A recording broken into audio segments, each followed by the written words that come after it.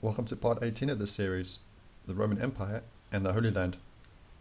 I keep thinking every time I say that the name of this playlist doesn't maybe make sense because we're doing a lot of background work and foundation to try to get to the Roman Empire, but we'll leave it as it is. We're going to talk about the book of Daniel in this video and Alexander the Great and the Macedonian Empire. But before we do that, I would like to just recap a few things from the previous video and what I was saying about Nineveh in West Africa. I was saying that I didn't have anything very strong to show you to connect Nineveh with West Africa, and what I meant was that what I meant by that was like hard evidence, like archaeology, hard physical evidence, whereas we're working with small puzzle pieces or clues to try to put things together. So it's like working with these clues led us to consider Nineveh in West Africa. So that's what I meant by not having anything like very strong. But it was interesting that we how those clues led us to look here, because Tarshish for southern Spain or the Iberian Peninsula, and then that scholar connecting the story of Jonah with Morocco, and looking at this research. Just a quick recap, because I want to just mention something I noticed. This research of Assyrians in West Africa, how it said that you got these two names, Kabawa and Madiana, how they could be relating to the cities of Asshur and Nineveh. And when I searched for Madiana, had these two potentials, and let's just say that word potential in Senegal and the Gambia. So when I was looking back at the video that we did yesterday, so this is the option or the potential in the Gambia, and I noticed here it says Una, the Una Village Garden Resort. So you could say Una or Iuna, and I was like, that's a very similar word to Jonah, because if you go to the name Jonah, we have this meaning of dove or vexer. And I think that's what that scholar was connecting. So this meaning being either dove or pigeon, and that was the connection that he was working with. Still don't fully understand exactly how he made his connection with Morocco, but seems to be connected with pigeons. But notice the noun, Iona or Iona, very similar word to, well, looks very similar to this word here, Una or Iuna. And then we're looking at this outline. Is this an outline of a territory or a city? So this is where the imagination starts to run wild a bit, because you've got Iuna here and you've got Madiana, which we were connecting with Nineveh, just like a potential. So is this showing Jonah outside the city? But yeah, that could just be the imagination. But I thought that was quite interesting, that word there. So I wanted to also recap something regarding when he spoke about who built Nineveh, because this is I think it's quite an important detail that we brought up.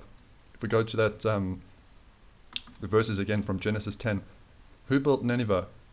It introduces Nimrod as building these cities like Babel in the land of Shinar, and then it changes and says that Asshur went forth and built Nineveh.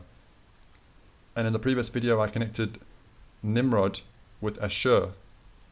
So Asshur being another name for Nimrod, and then Nimrod went forth and built Nineveh, because we spoke about the mythology of that character Ninus, and some of the scholars connecting Ninus with Nimrod, so that Nineveh might be named after Ninus, so the city of Ninus or the city of Nimrod. I would like to just show you another source to support that. Doesn't say exactly what I was saying, but very close. So this is the Chronicles of Jerameel, and it says, from this land came Asshur, i.e. Bel. So it's connecting Asshur with Bel, the son of Nimrod. So this part is saying that this Asshur is a son of Nimrod. So that's interesting, because I was saying I don't think this Asshur is referring to Ashur, son of Shem. So according to this source, it's saying that this Asshur is a son of Nimrod. But this is where it gets confusing and why the mythology can be very mysterious, because it then goes on to say, and Bel begat Ninus, who built the great city of Nineveh. So this is where it gets confusing. So they're saying that Bel is a son of Nimrod, and then Bel had a son called Ninus, and Ninus built Nineveh. Now I'm going to we're going to look at this mythology quickly, because it's another way of actually showing the connection we made between the Greek god Zeus and the biblical Cush. Let me show you this quickly, because if we go to the page on Belus, so we're looking at the page on Belus, but we're looking at the Assyrian mythology, because there's also a page on the Babylonian Belus and the Egyptian Belus, but it could just be different worship in different places for the same characters. And if we go down, there's a researcher called Alexander Hislop, and he did a work called The Two Babylons. If you're interested in this kind of stuff, I definitely think that's a very important read, because Alexander Hislop seems to have he seems to have a very good grasp on this mythology and this ancient world with the two Babylons. It's a very, I think it's quite an important work to try and understand this, but I'm not saying you have to agree with everything that he puts forward, but it is an interesting read, and he connects Cush with Belus. So this is the important part. So he connects Belus with Cush, and if we go back to that source and then read it again, now remember, he's connecting Bel or Belus with Cush, so then it would read that Cush is the son of Nimrod. So you can see how it doesn't make sense. That's what I'm trying to say. It gets very confusing. And then it says that Bel begot Ninus, so that would mean Cush begat Ninus. But remember, we're connecting with Nimrod. Now that would make sense, that Cush begat Nimrod, and Nimrod built Nineveh. So you can see how it's very easy to get confused in this. So I think this scholar may have got confused with it. So just to, because I want to show you this next part. So Alexander Hislop connecting Cush with Belus, but then when we go on the page of Belus, we can see that Belus is connected with the Greek god Zeus. So you can see how the Greek god Zeus is being connected with Belus, and then Hislop is connecting Belus with Cush to show that connection with Cush and Zeus. So that's another way of seeing that.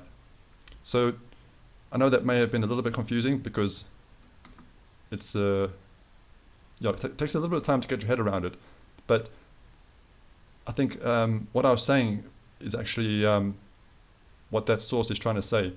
That's, well, where'd it go? Sorry about that. Don't know how I did that. That Asshur is another name for Nimrod, and that Nimrod built the city Nineveh.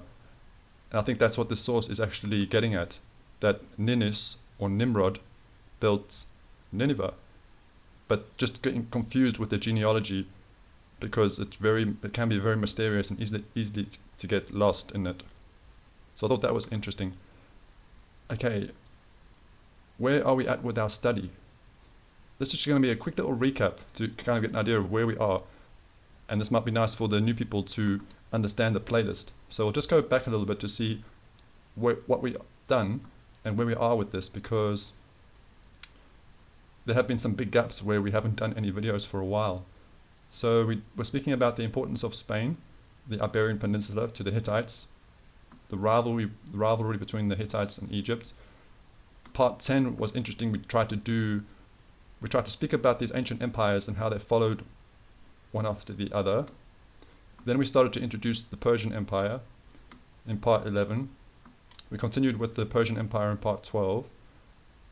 And also 13 was about Persia. Then part 14 we tried to introduce the Greeks, trying to understand these ancient Greeks, but not easy to fully understand the ancient Greeks. because we're trying to build towards the wars with Persia and Greece. Part 15 was, how does Hercules fit in with the spread of Greek culture? And then part 16 introduced this idea, was there an alliance between Persia and Carthage? And I'd like to speak about that in this video as well, just to get an idea of kind of what we've been doing and where we are with our work. So we had this expansion of Persia towards Europe, but we're looking more towards Western Europe, and we're going to do that on the map in this video when we look at Daniel, the book of Daniel. Was there an alliance between Persia and Carthage? This is interesting because, let's go to that work we used. Just a quick reminder about this. So we have these wars between Greece and Carthage, and this is happening before the rise of Rome. So Rome is still a very small player during this period, and it's kind of happening as Persia is about to make war on Greece. We have these wars between Greece and Carthage, and we said the two most famous Greek city-states were Sparta and Athens. But in this one it involves another one which is called Syracuse. But I don't think I showed you on the map where it was when I introduced it. So here's Syracuse.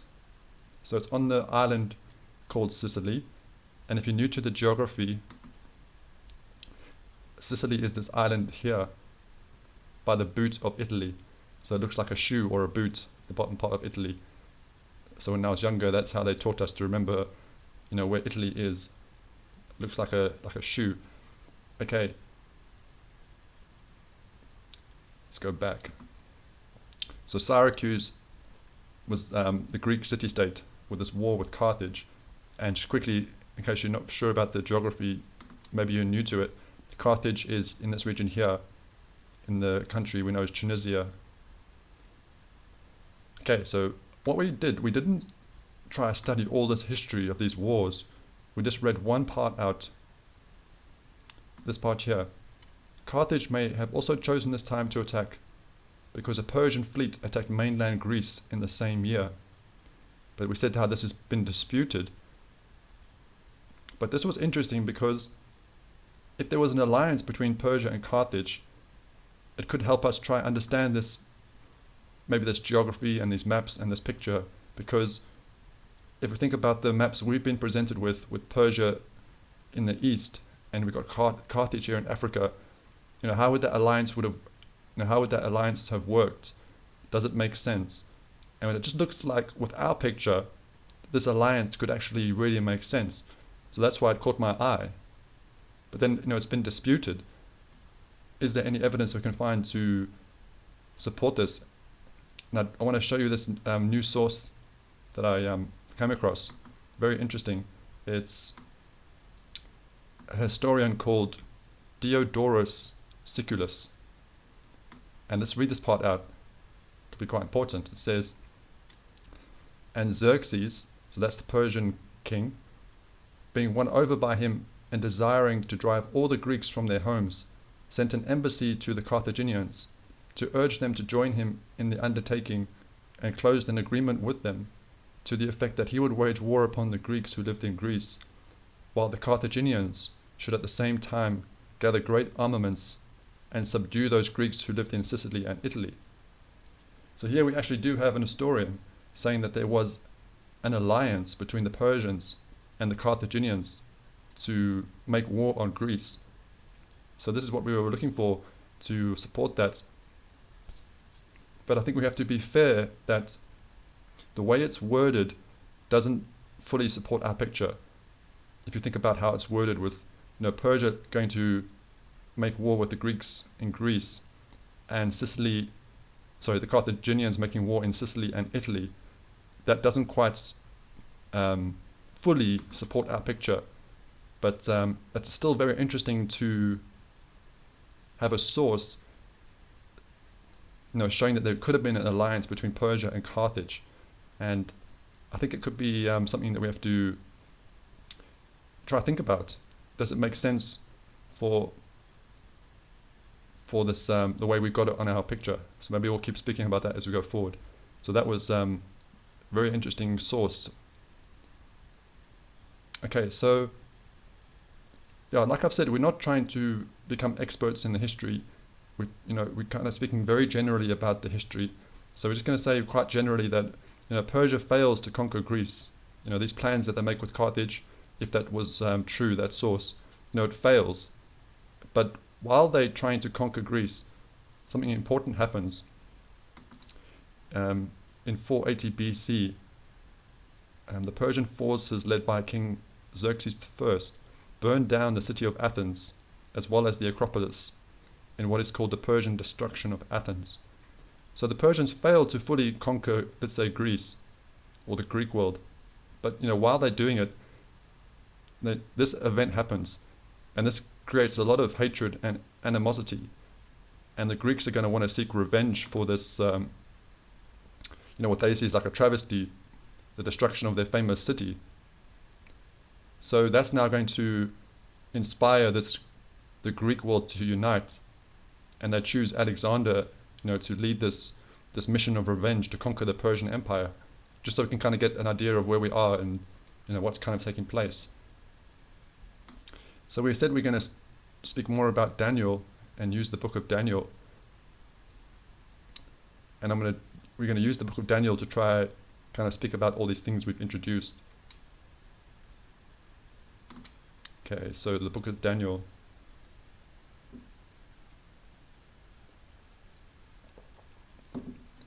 Sorry, I just had a sip of water. So Daniel 2 and Daniel 7. So these two chapters. So we were working with Daniel 2 in the previous video with the statue of King Nebuchadnezzar. But there's also another vision that Daniel has in chapter 7. And it just says that Daniel has a vision of 4 beasts coming up out of the sea, and is told that they represent 4 kingdoms. Now, if you're new to this and you've never studied Daniel, don't worry too much about if this is a bit confusing, because we're not really going to, study it to so that we know everything about it.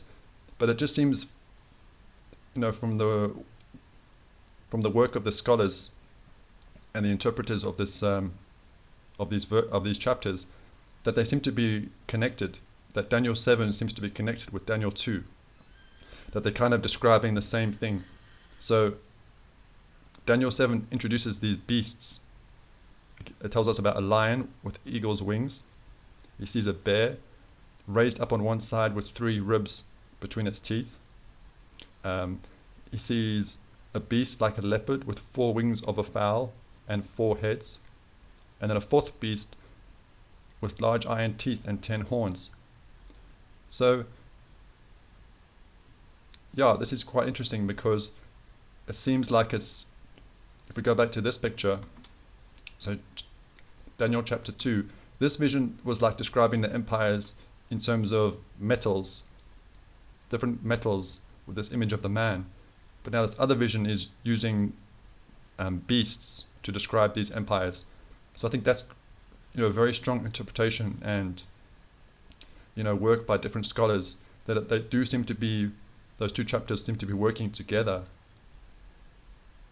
and they connect the lion with Babylon, and the bear with the Persian Empire, and the leopard with the Greek Empire, and the terrifying beast with the Roman Empire. But does it all fit together? And we just want to read something from the book of 2 Peter, because this is important. It's like a warning it gives us. It says, knowing this first, that no prophecy of the scripture is of any private interpretation. So I think this is a very important warning that the Bible gives us, that prophecy is not given to us so we can make our own private interpretations. This is a very important warning. So we do have to be careful. I think we can all fall into this this trap of trying to interpret these prophecies and these visions, because it is very interesting, and we'd like to know what's going to happen in the future, but there is a danger to it. And I want to just give you one quick example of the danger,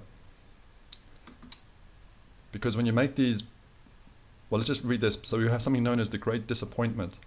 So the Great Disappointment in the Millerite movement was the reaction that followed Baptist preacher William Miller, William Miller's proclamation that Jesus Christ would return to the earth by 1844, which he called the Second Advent. His study of Daniel 8, so he was studying Daniel 8, so looking at these visions like we are, just starting to, and making a prediction. Now ultimately this prediction was false and led to the great disappointment. So that's what we're trying to say about this this warning. The prophecy is not given for private interpretation, and that's the the danger, that when you try to privately work on these prophecies and then make predictions, that can lead to a lot of hurt and also disappointment. And it says here, these events paved the way for the Adventists, who formed the Seventh-day Adventist Church. And the Seventh-day Adventists are a very interesting Christian group, and that's actually the page that we borrowing from here, because we see this is askanadventistfriend.com. So we're using this this picture. So very well put together picture. So a very interesting group. And when I say that, I don't mean that in any kind of bad way. So I think that's an important warning as we think about this. So I'll just want to generally speak about the these beasts quickly, if I find that page again. I'm not going to, just a simple, I want to speak about the beast like a bear. So if it's true, the way the scholars have interpreted this, let me just quickly make that point. So it's very important when the Bible gives prophecy to see whether the Bible actually gives the interpretation. So that's what you're looking for, and we'll speak about an example of that. But if it doesn't give the interpretation, then you're waiting for the events to take place. And then once the events have taken place, then you can read the prophecy, and then you can know that God's word was true. So because so much history has gone past, we can look back and see what has taken place. So I think that's important to say that we're not actually privately interpreting this prophecy or these visions, because most people are able to see that the history that fits with this. So kind of like we were speaking about in that previous video about the the traditional view, that because we got hindsight on our side, we can see, most people can agree that this history seems to fit with this image, and then these empires seem to fit with these with the visions in Daniel 7, and because almost everybody can see it and agree it, it becomes like an established truth, kind of what we were speaking about in the previous video. So you've got to be careful, but you also can't you can't be full of fear, if that makes sense. So we are going to trust these interpretations, because you can look for yourself and see, does it make sense? So let's have a look. So because Babylon is introduced in the Bible, so the Bible tells us that the head of gold is Babylon. We know that for definite. And then we know the empires that follow after it, because like we said, of hindsight. So we can connect the lion with Babylon. Now the next one was the bear. And it says the bear, it says you have 3 curves, but I remember reading it as 3 ribs between its teeth. So scholars say that these 3 ribs could represent the 3 kingdoms that the Persian Empire conquers.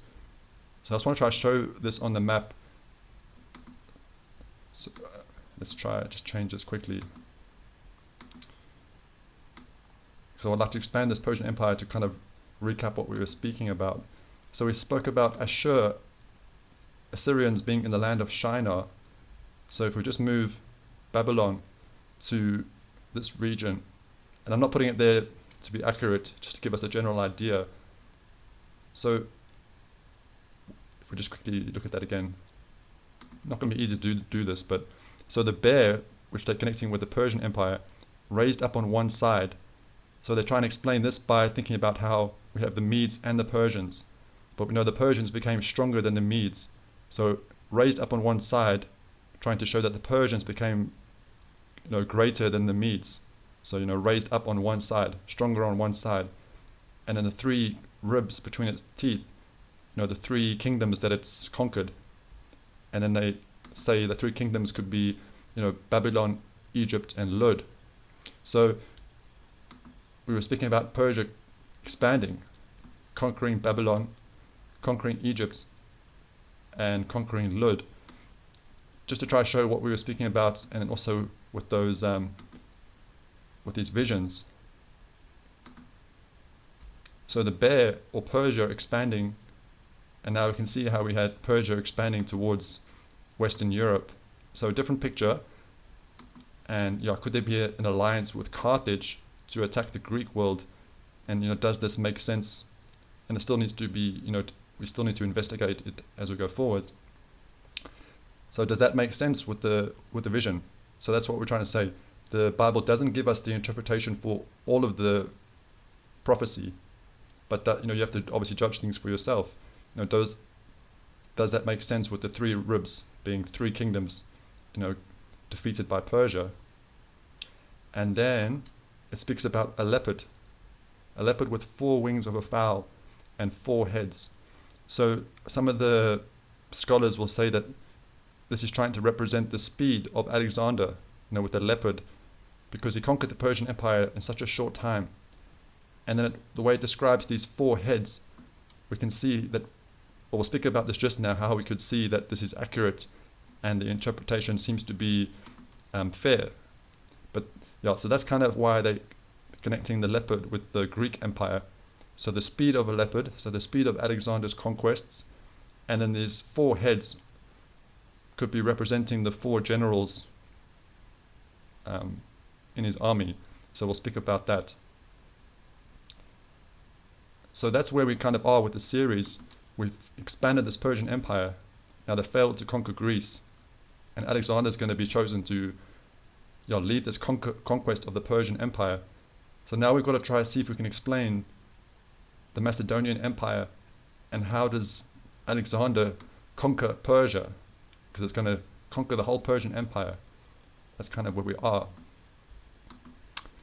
Now we see here that it says a 4th beast with large iron teeth and 10 horns.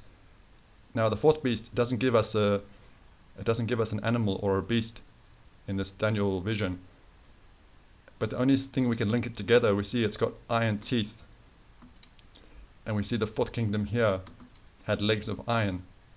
So we do have a connection with iron to connect it with Rome, but we'll speak more about Rome and the vision of Daniel when we get there.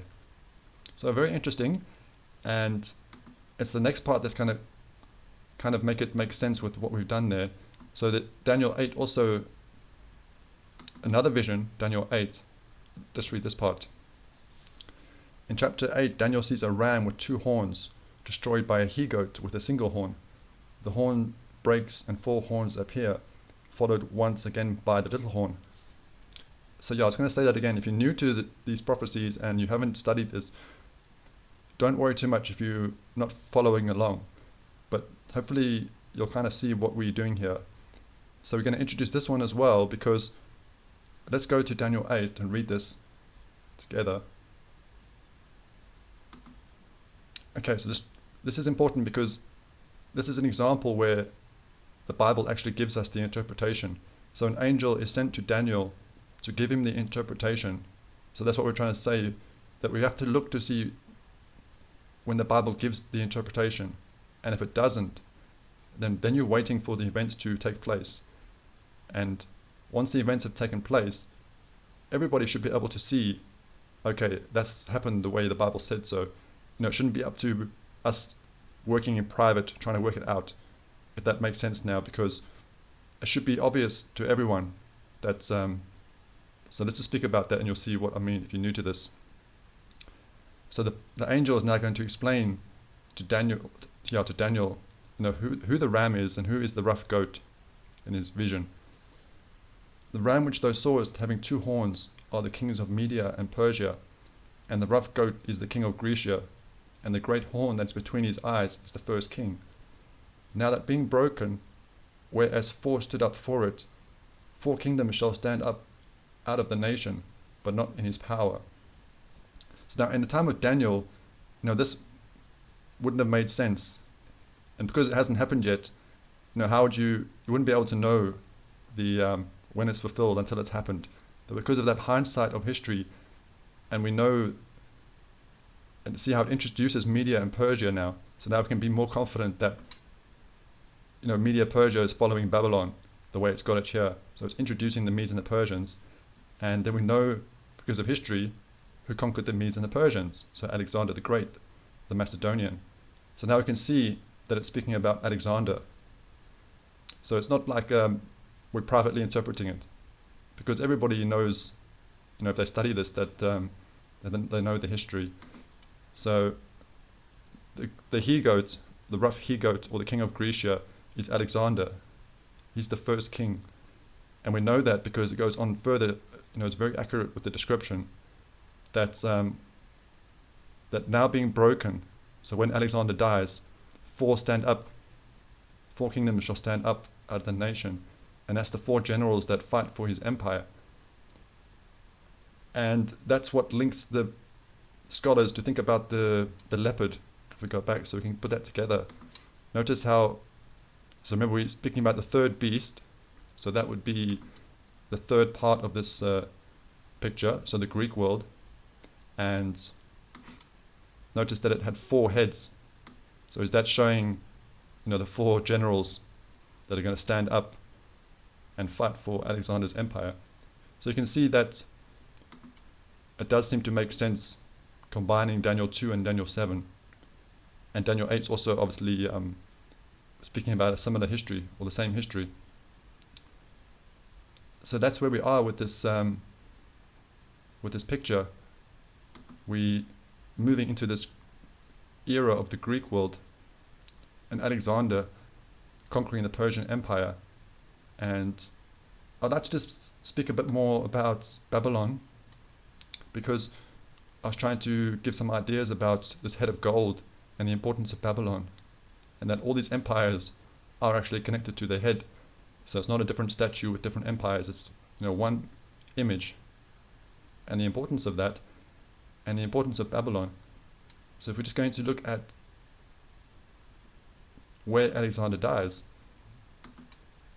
so it says Alexander the Great died in Babylon in 323 BC. And he died at the age of 32, so very young, and he conquered the Persian Empire in a very quick time. But is it not interesting that he dies in Babylon, if we think about the image? So it's kind of his choice, where he chose to, where he was living and what he was doing, and he dies in Babylon. So is that not showing the, Babylon drawing in, Alexander, the importance of Babylon, and that's where he died. And then it's known as the partition of Babylon, because he died there. This is where they started to try, let's say, carve up his empire. The four generals, but they it's going to lead to these famous wars, because, well, we're not going to cover all the history in this video, but we have what's known as the wars of Alexander's successors, and they're going to start to fight for this empire. So this is a picture we're going to use. So this is what we've been presented with, and we've got these different generals. So we got, not sure how you pronounce all these names, but we'll try. So we got Seleucus, we got Ptolemy, Antigonus, and we got Cassander and Lysimachus. Now you can see the different colors. So you might be, if you're new to this, you might be thinking, but I count 5. So we've got 1, 2, 3, 4, 5. But the Bible said that 4 would stand up out of this nation. But now we count 5. So I think the Bible is counting these 2 here as just 1. So the Bible is seeing these as 1, becoming 1 kingdom. So I think that explains that.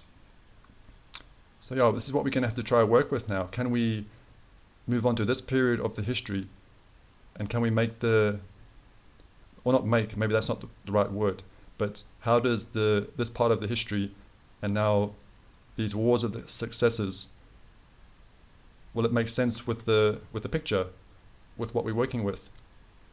So that's what we're going to move towards, the that period of history with the Macedonian Empire, and it's going to also start to lead towards the Roman Empire, which we can also start speaking more about, and maybe also speak about these visions of Daniel with the Roman Empire. So I hope you found this video interesting, and it's not going to be easy going forward, I must say, if we go to this picture, because I just want to say something before we finish.